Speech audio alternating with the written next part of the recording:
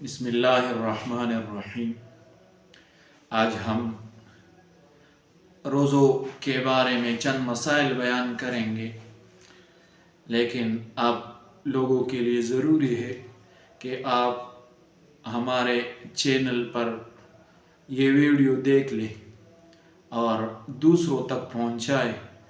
اگر آپ لوگوں نے ہمارا چینل سبسکرائبر نہیں کیا تو آپ ہمارے چینل کو سبسکرائب کریں اور اس طرح مسائل آپ سن لیں ہماری چینل پر۔ تو ہم پہلا مسئلہ بتائیں گے۔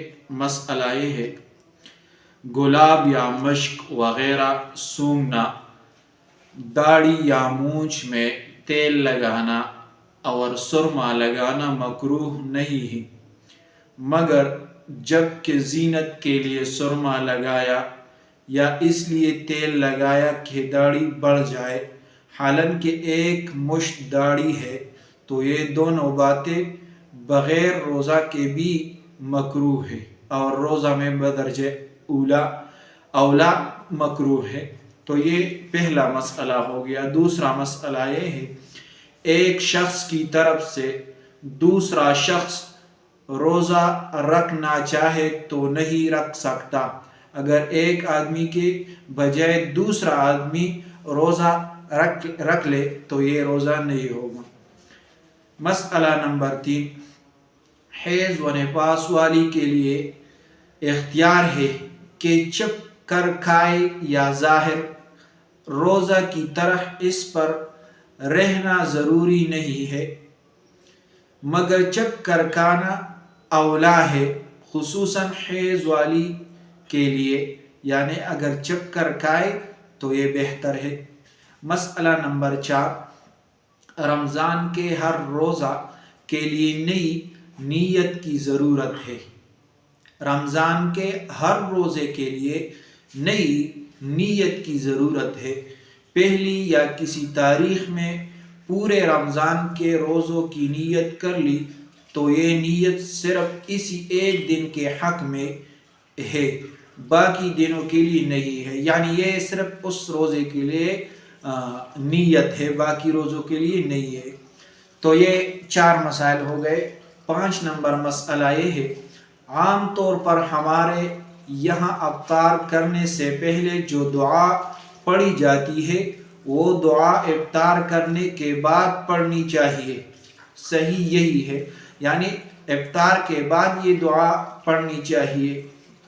مسئلہ نمبر 6، جب بچہ 10 برس کا ہو جائے اور 11ویں میں قدم رکھ دے اور اس میں روزہ رکھنے کی طاقت ہو تو اس سے رمضان المبارک میں روزہ رکھوایا جائے، اور اگر پوری طاقت ہونے کے باوجود نہ رکھے تو مار کر رکھوائے، اور اگر رکھ کر توڑ دے تو قضا کا حکم نہ دے اور نماز توڑنے پر پھر پڑھوائے، یعنی دوبارہ قضا پڑھوائے۔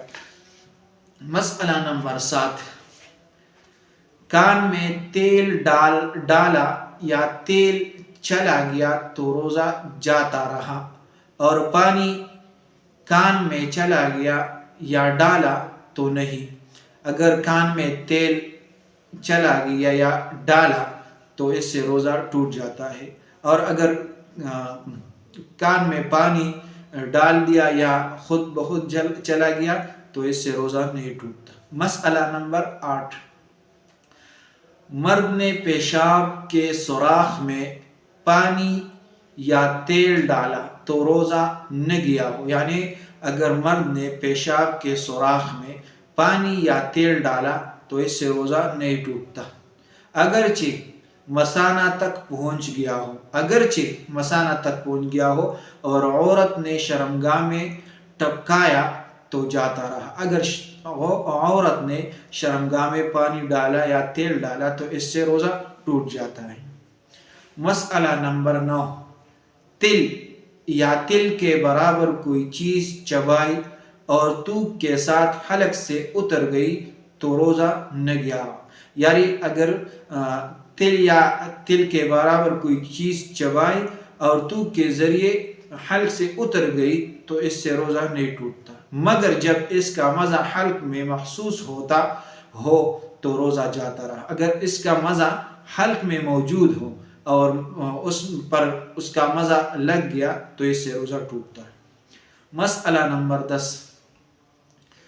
غسل کیا اور پانی کی ٹھنڈک اندر محسوس ہوئی یا کلی کی اور پانی بالکل پھینک دیا، صرف کچھ تری منہ میں باقی رہ گئی تھی اور تھوک کے ساتھ اسے نگل گیا تو روزہ نہ گیا ہو۔ اگر پانی ٹھنڈک اندر محسوس ہوئی غسل کی وجہ سے اور یا حلق میں تری محسوس ہو گئی اور اس پانی اندر نہیں گیا تو اس سے روزہ نہیں ٹوٹتا۔ یہ 10 مسائل ہے، آپ لوگ یہ سن لیں، دوسروں کو سنائیں، دوسروں کے ساتھ شیئر کریں اور